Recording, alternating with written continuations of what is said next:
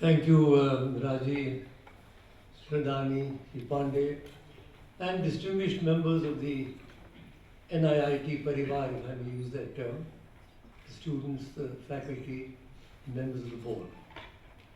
It's always a pleasure for me to come back here on my annual visit or visitation, if you like, and to see how this institution is growing before our very eyes. I remember when I came here first, 5 years ago when I delivered the first lecture, none of these new buildings were up and the whole place was brown. And now one finds that not only is the institution developing, new buildings are coming up, very well designed. I was particularly glad to see that your new hostel is built around the tree. Instead of doing the usual thing of cutting the tree, there's a glorious tree there and they built it around. So not only are new buildings coming up, but the whole area is looking much nicer, much greener than it was. So it is not only the development of the buildings, the development of the environment, and also the development of the faculty and the students. And now you've got over 1,000 students. I think you're coming up to a very important critical mass of students without which any university cannot really function. And I'm particularly impressed, I must say, by this Asian Lens Forum.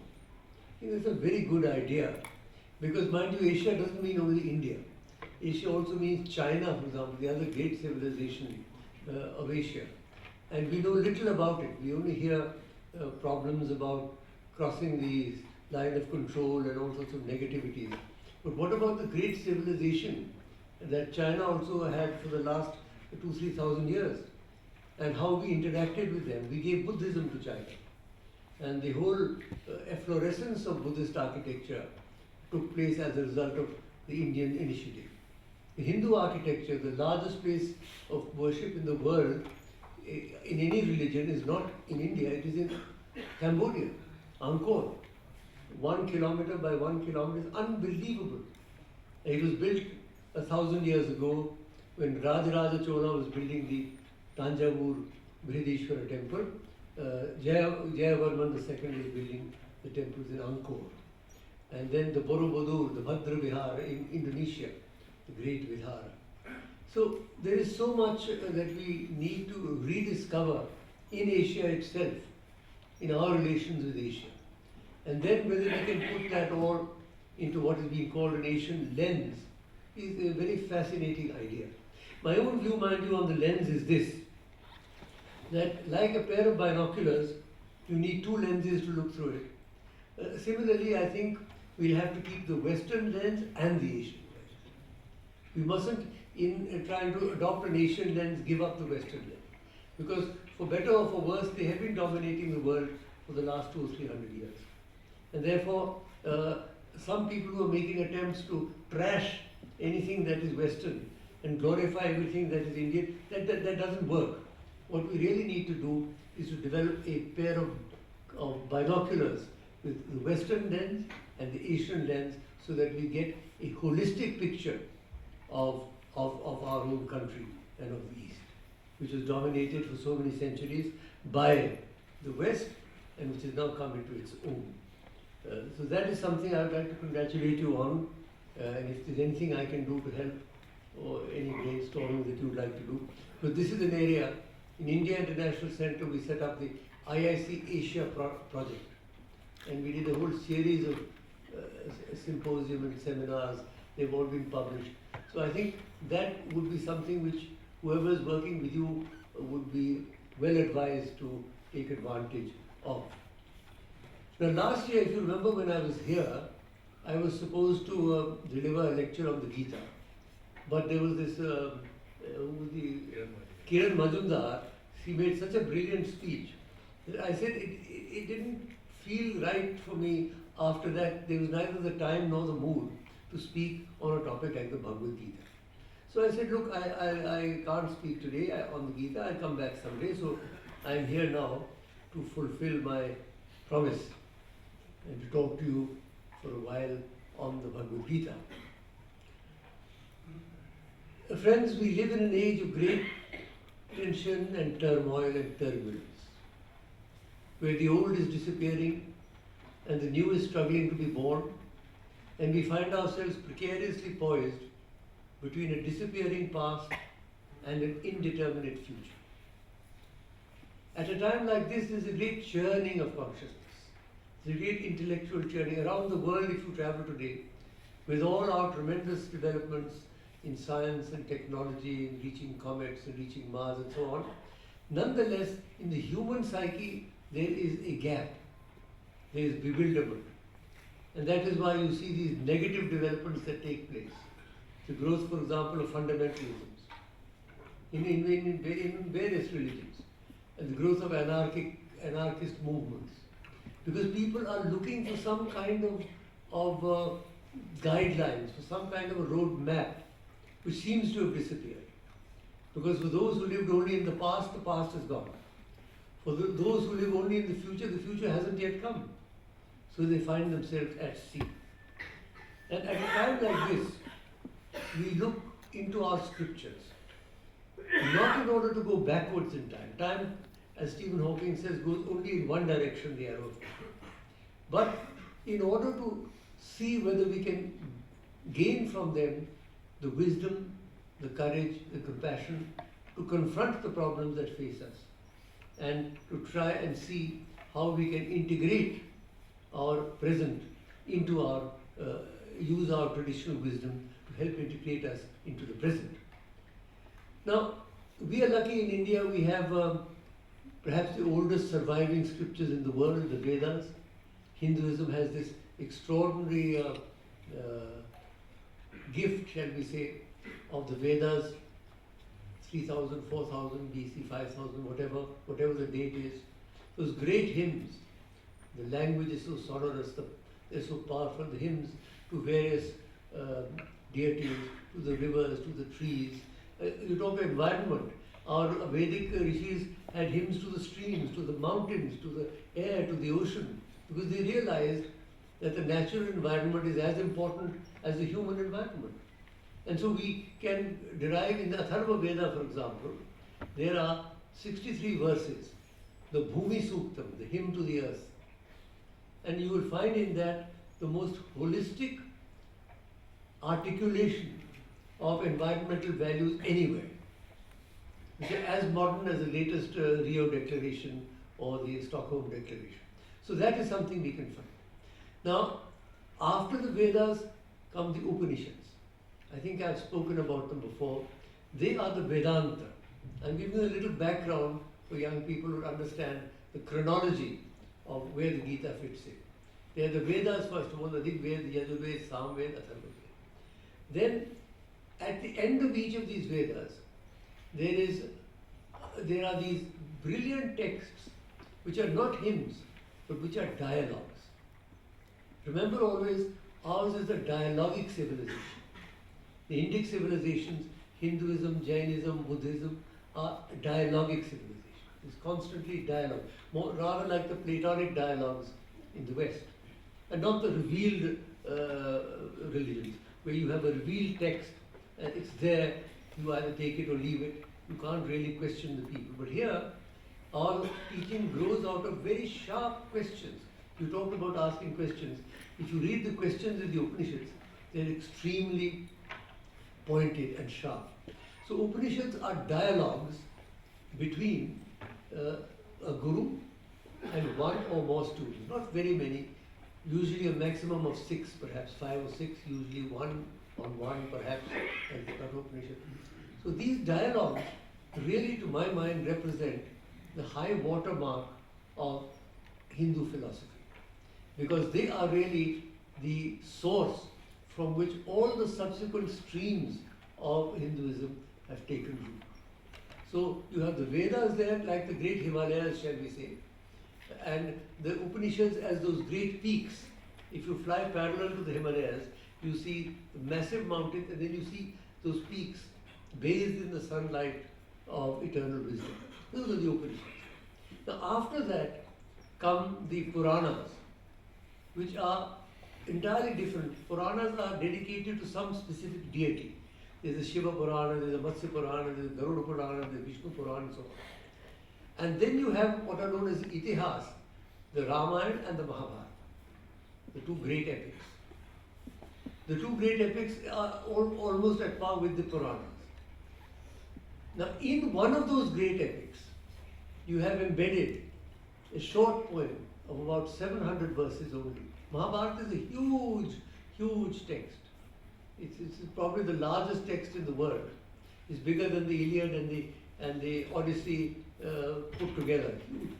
But within that, there is this extraordinary dialogue again a dialogue between Krishna and Arjuna, which is known as the Bhagavad Gita, the song of the Lord. Again, there's always this music. The Vedas are recited. It's not cold prose. It's something which comes from the heart. And that, like, if you look up at the stars at night, you will see one star that is particularly bright. It's not the largest, it's not the nearest, but it is particularly bright, the Dhruvatara, the polar star. If you look in that way, in the whole galaxy of our scriptures, this one star is particularly bright, and that is the Bhagavad Gita. Now, the Bhagavad Gita, as I said, is a comparatively short dialogue between Arjuna and Krishna, but it is very important. Shankaracharya says, Bhagavad Gita kinchita dhita, Ganga jal lav kanika pita, Sakritapi yasya murari samarcha, tasya yamah kim kurute. And even somebody who's partaken of a small portion of the wisdom gets a great spiritual boost. And the Gita itself says, Swarpam apyasya dharmasya, trayate mahato bhaya. Even a little of this wisdom saves from a great fear. We are all involved in a great fear. We are afraid of losing our jobs. We are afraid of illness. We are afraid of old age. We are afraid of death. There's always fear hanging over human beings. And the Gita says, Swarpam apyasya, even a little of this dharma saves from great fear. And it shows us, Neha vikramanashosti, pratyavayo na vidyate, Swarpam apyasya dharmasya, trayate bhato. Ultimately, the negative forces cannot prevail. Even a little of this dharma saves from a great fear. And from Shankaracharya's time down through the centuries, all the great thinkers in India have had to write commentaries on the Upanishads, the Gita, and the Brahma Sutras. These are the three known as the Prasthan-trayis, the foundations of the Vedanta. The Upanishads, the Gita, and the Brahma Sutras. Now, all of them, that is why Madhvacharya, Vallabhacharya, Ramanujacharya, all the different nuances of Vedanta down to our present age, Bal Gangadhar Tilak wrote on the Gita, Sri Aurobindo's essays on the Gita are probably the greatest modern commentary on this great book. Even Gandhiji wrote a book on the Gita, and Sri Krishna Prem, there was an Englishman who wrote this glorious book on the messages, the Yoga of the Bhagavad Gita. So it's a very important text. Now, I'll try and explain to you why it is so important. First of all, it is a scripture of conflict. The Vedanta is an entirely different, the Upanishads are a different background. There the Gurus are sitting in a mountain ashram or on the shores of a lake or on the shores of a river. The Guru is there, the Shishya is there, this is explained. But not so the Gita. The Gita is bang in the middle of the battlefield. The two armies are drawn up. The conches have already blown. The flight of missiles is about to begin. And in that dramatic situation, Arjuna suddenly loses his faith, loses his nerve, and says, I am not going to fight anymore. Now, that is one of the reasons why the Gita is so important, because we are all in a conflict situation. We are not sitting in ashramas nowadays. Wherever we may be, we are all in some kind of a conflict situation. And Gita is a Sangharsh Shastra. It is a Shastra of conflict. And therefore it mirrors in some ways our present situation, which is why it appeals. And constantly Krishna is saying, Tasmat Uttishta Kaunteya, Yuddhaya Krita Nishchaya. Get up, Arjuna, and be ready for the fight. But let us remember, this is not a fight only for Arjuna's victory, or even for the victory of one side. It is the fight to become an instrument of the divine will. to become a warrior of the divine cause, and to become a fighter for the divine consciousness. That is the real fight. The real fight is not only the outer fight, but the inner fight. And therefore, the first reason why the Gita is important is that it is a conflict with scripture, and we find ourselves in a conflict situation. The second reason why it is so important is the divine personality of the Guru. Every Upanishad has its own Guru. There's Yajnavalkya, there's Janaka, there's Angiras and so on. But in the Bhagavad Gita, the Guru is Sri Krishna himself. And interestingly, Krishna appears not as the Guru sitting, but as the charioteer. So normally the owner of the chariot is superior, and the charioteer, the chauffeur as it were, is inferior. But here it is reversed. Arjuna is supposed to be the main person, but it is the charioteer. So Krishna comes not as a great Guru sitting in his wisdom, but he comes there. He's with Arjuna, he's there, and that is why that is why it's so important. Because Krishna is not some sort of distant, invisible being. He's there in the battlefield. He's with Arjuna in the chariot. And again, we must be clear that again, if you look at it from the symbolic point of view, the divine is within us. The divine is not out there somewhere. It may be out there also. But ultimately, if we do not feel the divine within us, we have not really understood it. So the great personality of Krishna, I don't want to go into Krishna, that's a whole world in itself. He is looked upon as an incarnation of Vishnu, as the divine, whatever. But he is an extraordinary being. And his presence as the Guru in the Gita gives the Gita a sort of an imprint which perhaps other texts do not so easily possess. It gives an imprint because Krishna himself is saying it. These are words coming out from the mouth of Krishna himself. That's the second reason why the Gita is so important to us and so significant. The third reason is the unique relationship between the Guru and the Shishya in the Gita. The Guru and the Shishya are always very close to each other. But in the Gita you have this extraordinary holistic relationship between Krishna and Arjuna. It's not just a normal Guru-Shishya relationship.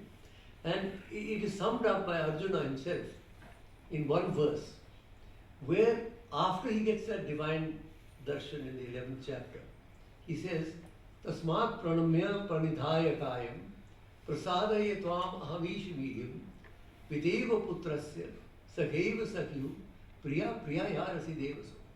O Lord, you showed me your divine force, your divine roop.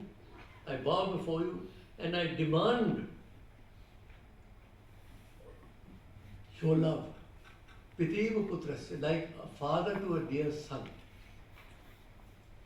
In the days of sexism, the son was considered to be the most important factor. I dare not say that in the presence of all the data. But nonetheless, the son is still somebody rather special. So Piteva putrasya, like a love for a father to a son. But not only that, Sakheva sakyu, like a friend to a comrade.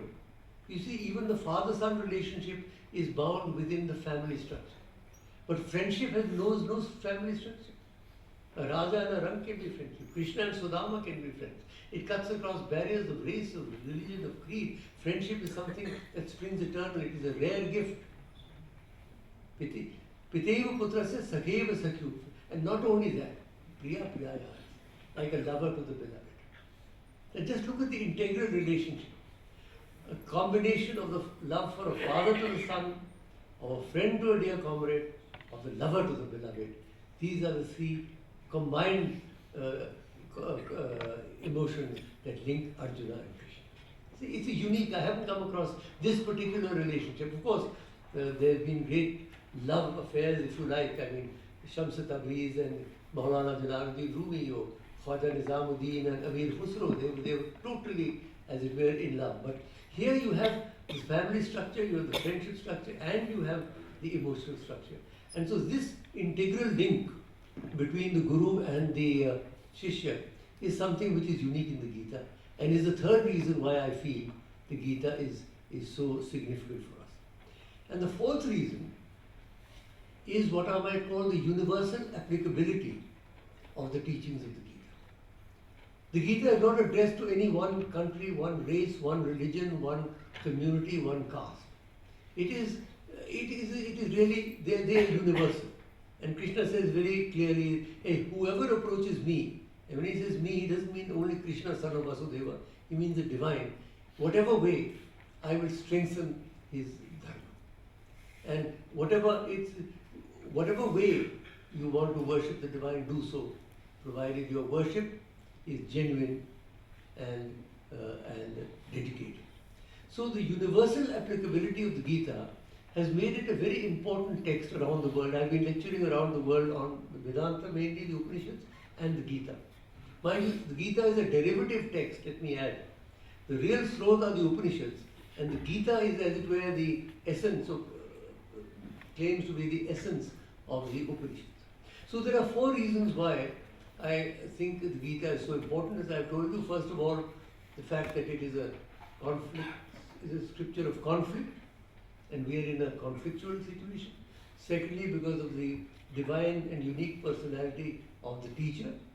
Thirdly, because of the extraordinary, holistic and integral relationship between the teacher and the disciple. And fourthly, because of the universal applicability of the Gita. Now, what are the teachings of the Gita? I will again try and put 4 points before you. It is important to explain why the Gita is so significant. Now I'll come to what I think are the main teachings of the Bhagavad Gita. You see, in these Shastras you can take one shloka and talk upon it for 3 days. But I have tried to encapsulate what I feel is significant in the teachings of the Gita particularly. And the first one is the theory of correct action. You see, everybody is faced, what do we now do? Whether you're in politics, whether you're in academics, whether you're a housewife, whether you're a professor, whether you're a laborer, whatever it is, there is always a question, ab kya karna hai? What to do? Now, the Gita gives us a very interesting hint. It doesn't give us a list of do's and don'ts. Ye karo, ye nahi karo. There are 100,000 things you can do. So no list of do's and don'ts is ever going to meet with everybody's requirements. But the Gita gives us a hint. And that is found in one of the shlokas of the Gita. Yata pravrittir bhutanam yen sarvam idam tatam swakarmana tamabhyarcha siddhim vindati. That power that illuminates this entire universe. What the Rig Veda says, ekam satyapra bahuda vadanti, the Brahma, that power that illuminates this entire universe. Swakarmana tamabhyarcha. If you worship that power through your work, siddhim vindati manava, man moves towards perfection. In other words, what he is saying is that if you do your work as a dedication to the divine, whoever you may worship, it may be Shiva, it may be Krishna, it may be invisible God, it may be Jesus, whatever, but if you do your work in a spirit of dedication, then that work itself becomes a potent methodology for growth. So work is not something which should be put into a separate category and your spiritual life into a separate category. Work itself is one of the important categories of spiritual growth. I think this is a very important point. Because many people tend to say कि भाई ठीक है, बुढ़ापे में करेंगे, भगवान का नाम लेंगे, अब क्या करना है? तो जैसे पोइट ने कहा है ना, इबादत तो है पीरी में भी मुमकिन, जवानी बार बार आए ना आए. So that is not a correct theory. Because इबादत अब से नहीं शुरू करोगे तो उस वक्त नहीं होगी इबादत, उस वक्त भटकोगे.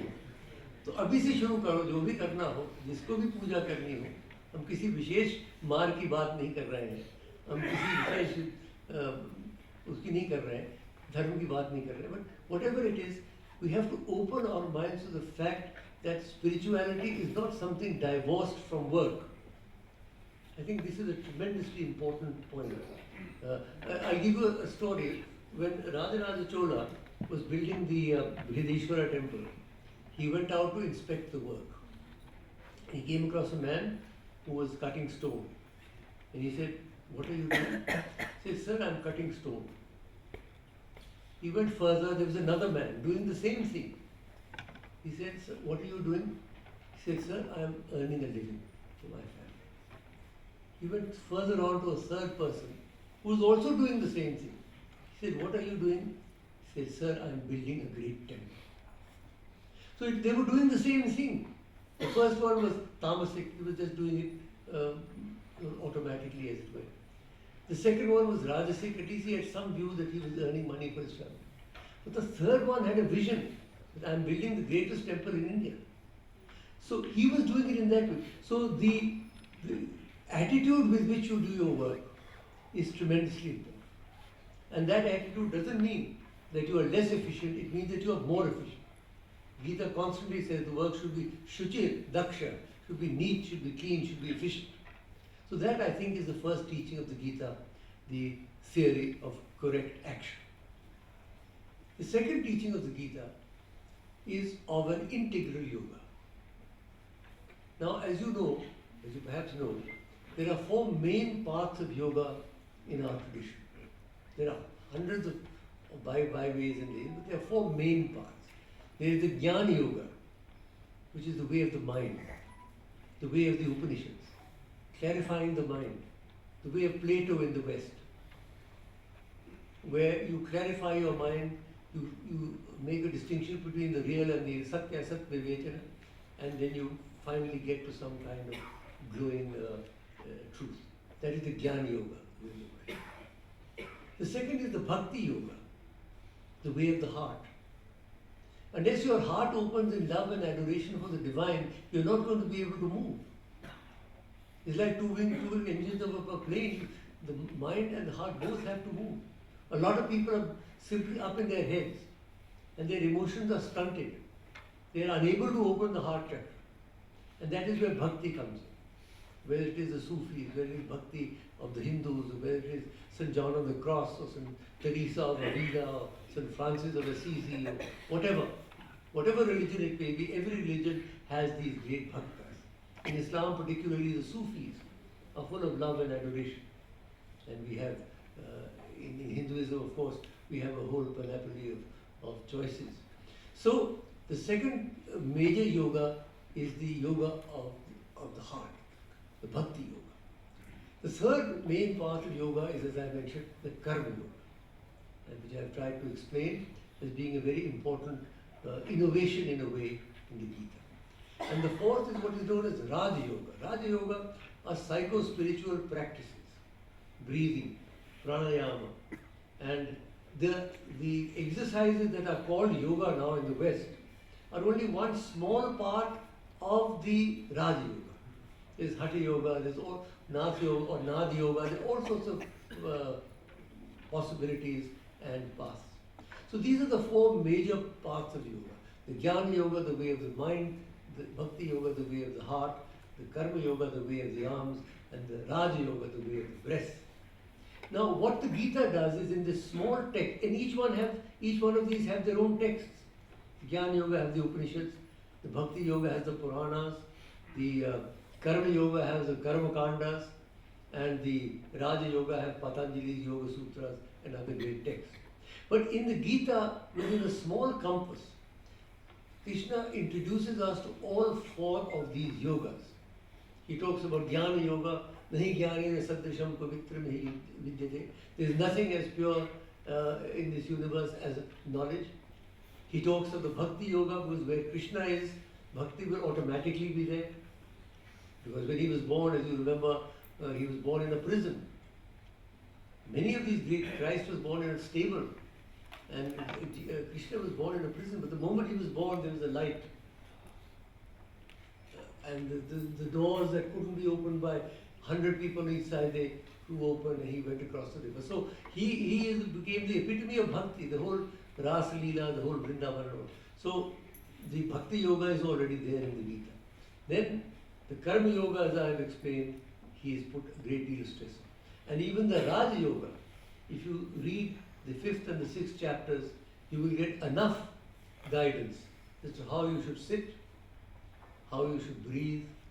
I mean, it may appear self-evident that we sit and we breathe, but is anybody taught how to sit? I know some of the kids, hanchi ho, ऐसे सीधे बैठो, ऐसे बैठो, जब सीधे बैठोगे तो दिमाग भी ज़्यादा तेज चलेगा. You know, everybody, nobody tells anybody how to sit nowadays. You know, so they say, my grandchildren को मैं खड़े रहता हूँ, बेटे सीधा क्या कर रहे हो तुम, क्यों बैठे हो? एक ही कंप्यूटर मुसीबत आ गई। जब भी देखो तो कंप्यूटर के ऊपर ठक ठक ठक जैसे कि वो प्रेत जैसा होता है। You got to get up. Computer भी बनाना हो किसी ने, अगर आप बनाओगे तो ऊंचा कंप्यूटर बनाओ तो लोग बैठ भी सकते। So how to breathe, how to sit, how to think, how to meditate, how to breathe. Breath, everybody assumes breath, because without breath we can't live. Has anybody taught you how to breathe? Do you realize that breath itself, breathing itself can become a potent technology and methodology for liberation? Therefore, these 4 yogas, each one of them so glorious and grand on their own, are combined in the Gita into what may be called an integral yoga. That is why Sri Aurobindo he took up that and wrote a great deal about what he called the integral yoga. So that's the second teaching of the Gita. The first is the theory of correct action. The second is the articulation of an integral yoga. The third are repeated assurances of divine intervention. The famous shloka, of course, yada yada hi dharmasya glane bhavati bharata abhyutanam adharmasya tadatmanam sajamyam paritranaya sadhunam vinashaya cha dushkritam dharma sansthapanarthaya sambhavami. From every age to age, when dharma falls and is destroyed, I arise.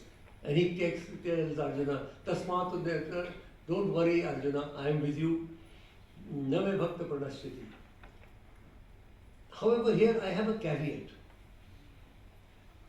I think that, when anybody in a parliament, for example, and says that if a minister makes a commitment, he says you made a commitment, there's a committee about the commitments of ministers. Now, if Krishna has made this commitment, I think we should ask him, look here, वो गालिब का शेर आपने सुना होगा कि हमने माना कि तकाफुल न करोगे लेकिन खाक हो जाएंगे हम तुमको खबर होने तक. And the way things are going, by the time he intervenes, we'll all have been reduced to dust. पीछे से everybody knows God's will prevail, but none care whether it prevail or not. So the thing is, we've got to hold him to his promise. We've got to hold him, and we can hold him. And Sri Aurobindo here has a very important thing. He says, if there is an aspiration from below, there will be an answering call from above. So unless there is an aspiration for the divine to intervene, whether intervene in some dramatic fashion or intervene within our psyche, it will not happen. So on this repeated assurances of divine intervention, I agree that they're there, I honor them, but I do feel that we need also. And this leads me to this important point, which you may not have heard before, that if we need the divine, then in some way the divine also needs us. We are not just flotsam and jetsam to be blown about here and there. Otherwise, why? In Krishna himself had his Sudarshan Chakra. If he was all that great, वो चक्कर चला देते, युद्ध खत्म कर देते. No. Arjun के पीछे पड़े रहे, खड़े हो जाओ, क्या कर रहे हो, क्षत्रिय हो, उठो, उठो, निमित्त मात्रम भव सब साचिन, ऐसे ही खड़े हो जाओ, मैंने पहले ही मार रखे हैं सबको, तुम सिर्फ खड़े हो जाओ. Why? Because he needed human cooperation to have the divine plan. So remember, we are not just, we may be very insignificant people, but by sheer dint of being human beings, we encapsulate a spark of the divine. And if we need the divine, in some way or at some level, the divine also needs our cooperation. That is the third teaching of the Gita. I've added a bit of my own too, it doesn't matter. The fourth teaching of the Gita is the gospel of total surrender to the divine. This in some ways is the most romantic and the most beautiful part at the end. When all the questions have been answered, because the whole of the Gita is a series of questions and answers and questions. There must be 30, 40 questions that Arjuna asks and answers. In the end, after Arjuna has asked all his questions, Krishna himself volunteers a shloka. What does he say? Sarva dharman parityajya mam ekam sharanam vraja aham tva sarva papebhyo moksheshami ma. Give up all dharma. What is the dharma? Dharyati iti dharma. Dharma is that which supports. What is our support? Some people think our wealth will support us. Some people think our political power will support us. Some people think that our learning will support. Ultimately, none of these supports are going to go with us. The real support ultimately only is a spiritual background. He says, Sarva dharman parityaj, give up all dharmas.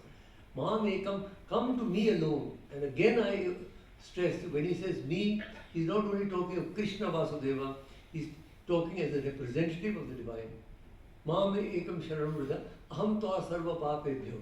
I will save you from all sin. Ma shucha, do not fear. The last two words of Krishna. Beautiful words. Do not fear. I come back again to the great fear. In the beginning I said, Swarpam apyasya dharmasya trayate mato bhaya, from a great fear. And at the end of the whole teaching, he says, fear not, I am with you. Like a mother, a child is going into a dark room and the mother is behind and says, Beta daro nahi, main tumhare piche hu. So in that way, Krishna says, fear not, I am there with you. So these are the four major teachings I feel which are significant to us. Friends, the Krishna's flute is still playing if we can only hear it. We've lost the capacity to hear the flute or to hear Shivji's damaru because we are so involved in the outer experience that we have forgotten the inner. I feel that if we open ourselves, our minds and our hearts and our souls, our psyche to the divine, it will give us the strength. It will give us the direction. Whether you're young or old, it doesn't matter what religion you belong to, what place you belong to. It can give us the strength to move ahead. Therefore, with the sound of the divine charioteer in our ears, I'm going to close with one shloka addressed to Sri Krishna, which says, O Lord, please take my consciousness into yours today. Because when the end comes, I do not know whether I'll be able to call. One may be in an ICU, God knows where, one may be in a coma, God sake. So, let's not wait for that time. Let's start the spiritual quest today.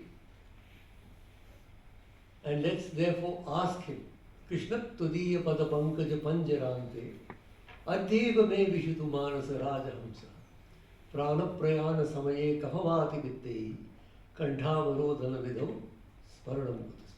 Thank you.